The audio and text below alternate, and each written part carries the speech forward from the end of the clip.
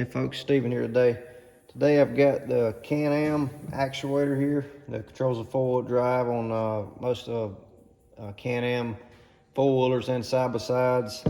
And what I have here is a half case. It's just basically just half of this actuator.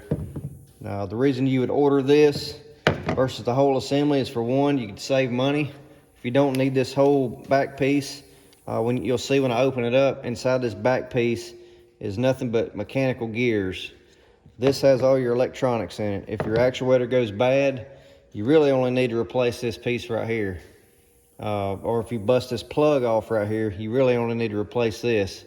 You could literally swap this out while it was on the machine if you had the room to do so. On my Defender, I can get in there, and I could actually do this on the machine if I wanted to. Some four-wheelers are going to be a little bit tighter, so you'd have to remove it, put it on the bench. But I'm basically going to just go through and show you how to do it. So this is the aftermarket Can-Am actuator. You notice it's got some Phillips screws versus like the Torx bit on the OEM, but the same procedure here. So we remove the screws.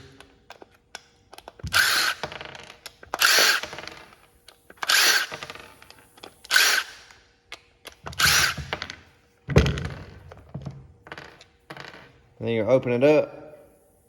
Oh, left screw in there. Open it up and you'll see inside here there's only mechanical gears. That's all that's in there. So, if you open this up and it's full of gunk and stuff, you can clean this out with some brake cleaner. Put you a little bit of dielectric grease back in there, or any kind of grease to keep those gears lubed up.